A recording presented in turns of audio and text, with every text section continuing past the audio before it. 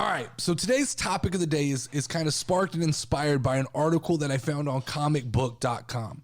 And it was an article about the AEW roster and how they're not fully buying into this idea or this story that Tony Khan is trying to give to them about CM Punk and his involvement in kind of the handling of Colt Cabana and just the whole situation, really.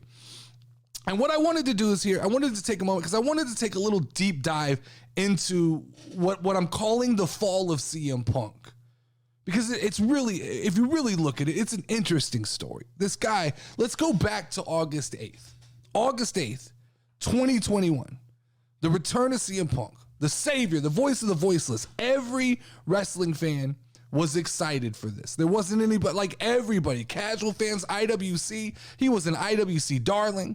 The casual fans were excited to see him come back. People who had never seen CM Punk before were excited for him or excited to get to see him. And man, the shit that I took for being honest when CM Punk returned early in that run, it was crazy, man, because I was critical. I remember I said things like he looked old and CM Punk looked tired. I remember saying I don't like the humble version of CM Punk, that I said it felt false and awkward. And I remember the IWC all jumping on me and saying, you got to wait. Give him time. And I said, I don't know how much time he has. At his age, I don't know how much time his body will give him. Now, I didn't know it wasn't going to be his body. I didn't know it was going to be his personality that got him run out of the building. But I never felt like CM Punk was going to be around for a long time. My opinion was always from the very beginning that CM Punk needed to lead a faction. There was a lot more longevity in CM Punk building up a faction of young wrestlers and being very heelish in his return. Leading a group of young guys, teaching them how to be heels, getting the belt, but not wrestling very often. More just in a managerial role where he wrestled at big shows, but he put other people on his back and moved forward. And all of these things, I still believe that they should have handled his return that way. If they handled CM Punk's return correctly, if they would have done the things I said, I believe at that point in time, they could have catapulted AEW to an equal footing with WWE, at least for that moment. They could have had a 3 or 4 month run if they would have immediately put the title onto CM Punk, made him a heel, had him talking shit. They would have been must-watch wrestling TV. Instead, they went with humble Punk. They did all these, this happy-go-lucky Punk that I never agreed with. So fast forward now. Now we're staring at AEW that feels eerily similar to what it was before CM Punk returned. It feels like all has returned to normal at the indie playground. It feels like AEW is a safe place. It's a safe place for guys like the Young Bucks, for Hangman Adam Page, Kenny Omega. It's a safe place for all those guys to play superstar. They get to pretend to be superstars. They all talk shit about WWE, but what they're doing is they're all just playing superstar. They love the way the IWC makes them feel. They make them feel appreciated. They make them feel wanted. AEW's back to being a place where an aging Chris Jericho can hold on to glory. Because he's not getting booked like this in WWE. Now, right or wrong, he's just not getting booked like this. It's AEW's back to being a place where guys can say whatever they want. They can do whatever they want. They can script their match however they want. And by doing that, they essentially went back to creating a company that doesn't have a glass ceiling, but it has a metal roof. You can't grow a wrestling company like this as far as I'm concerned. AEW has defined their audience. They know what they want. They want the IWC. They want the Twitter wrestling fans. I get told on a weekly basis by IWC members that I can't be a casual wrestling fan. They dislike the idea of casual wrestling fans so much that they don't even want to let me be one. They tell me I have to join the IWC because I know too much about wrestling. And I watch too much about wrestling. But what I say to those people is, being a casual wrestling fan, it isn't about how much wrestling you watch. That's a misconception. It's not about how much knowledge you have about the product. It's about understanding that wrestling is a business and it is a television show and that they're strictly there to entertain and they don't care what I think. They just want me to feel. They want me to like the good guys, like the bad guys, hate the good guys, hate the bad guys. As long as they're getting a reaction, they're happy. That's what being a casual fan is. It's being able to watch the product and not feel like I am entitled to something when I watch the product. Now, CM Punk, like it or not, CM Punk represented casual audience. Whether he knows it or not, that's the message that he always portrayed. He always wanted to infuse elements of WWE into AEW. And by all means, the IWC views the WWE as the casual product, right? CM Punk wanted to add WWE-ish business practices.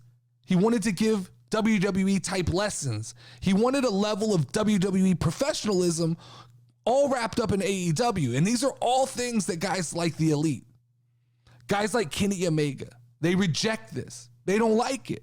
They don't want those things. Why? Because they don't want those rules on their playground. They don't want to represent professionalism. They like pickup basketball.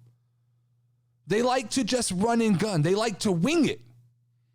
The Young Bucks need to be Circus Soleil. You don't need to give me what I can and can't do in the match. I live for the next high spot. That's what the Young Bucks do. They live for that next high spot. It doesn't matter if it impairs the show. It doesn't matter if it hurts the team they're going against. When they cut promos in AEW, it doesn't matter if it's destroying someone's character. It's all about that person getting over, especially if you're an EVP. And CM Punk knew this shit wasn't sustainable. Like him or not, CM Punk knew that the AEW wrestling business model is not sustainable. And I truly, truly, truly believe that CM Punk wanted to better AEW. I still and have always believed that CM Punk wants to better the businesses that he is a part of. He just has this odd way of not being able to understand that what's best for business isn't always him being the best. That's where he gets a little bullheaded and he rubs people the wrong way, because in his attempts to fix a company or help a company, I think he always kind of comes off with the I need to be champion so I can show you guys how we should run this company. But it's weird to me. Like, pro wrestling has so many similarities to politics. You have literally two polarized fan bases who cannot agree.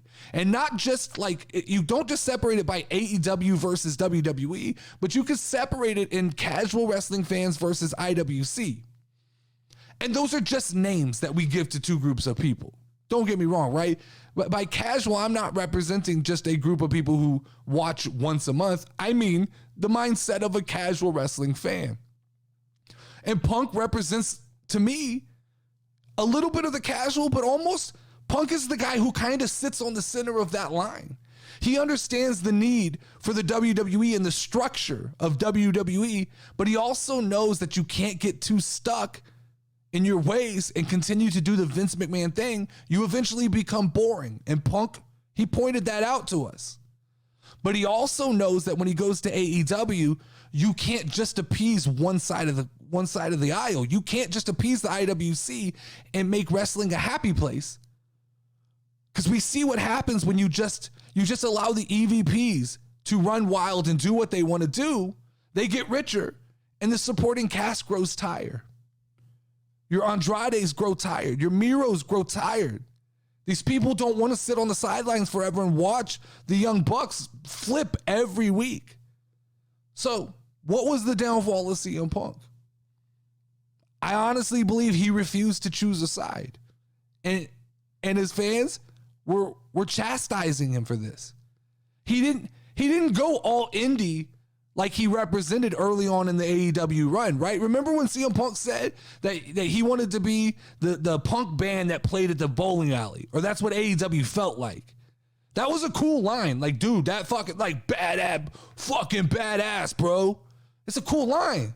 But he wasn't committed to that, and he wasn't satisfied with playing at the bowling alley.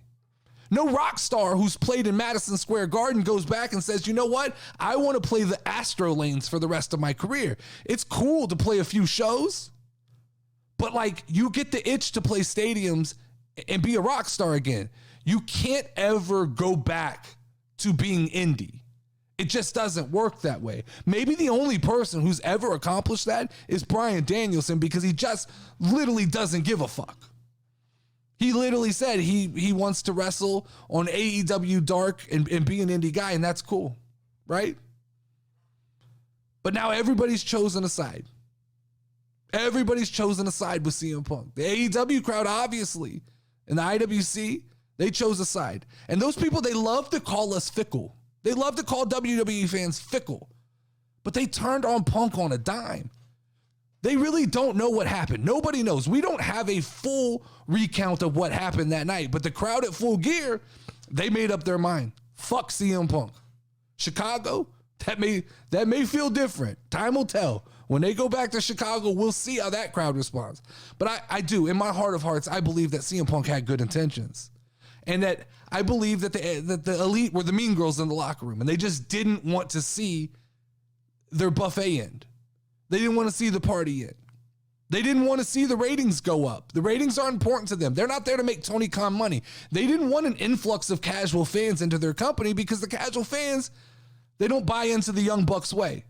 They didn't like that the IWC and the casuals all kind of agreed initially on liking CM Punk for a moment. We all kind of had someone to come around and go, you like him? We like him. Awesome. We can all get behind it. But then they created a bad guy. The elite created a bad guy. It's what they did. They figured out a way to get under CM Punk's skin, and it started with Hangman Adam Page taking shots in a promo. They knew how to get under Punk's skin, say the right things in magazine interviews. All that shit gets swept under the rug. All the things that the Young Bucks did get swept under the rug. The promos get swept under the rug from Adam Page. And I know a lot of people at this point have just given up on CM Punk. They've written him off. I'm not one of those people. I hope he gets closure. I really do. I hope CM Punk, whatever it is, I hope he finds his peace. I hope he wrestles again somewhere. And that he gets a graceful exit from the sport. Now, I don't think he needs to be full-time. I don't believe that we need another CM Punk full-time run. I'd love for him to come back at WrestleMania, have a moment. I mean, there was actually a time where like CM Punk carried the WWE along with John Cena. We can't forget the impact that he's had on the pro wrestling business. Him and Cena were the perfect yin and yang. And credit to John Cena for always allowing CM Punk to play the disgruntled indie guy, because I think now more than ever, CM Punk should have a newfound respect for what John Cena did for him. But I don't want, like I said, I don't want another long run of CM Punk in WWE. It's not what I'm looking for. I'd be happy if he got to come back, have a WrestleMania moment, possibly main event like a night one of WrestleMania. Because I do believe CM Punk can be an asset. He can be an asset to a company in the right position, in a wrestling company. I'm sure he can be helpful to young talent. I'm just not sure that position right now is being a full-time wrestler.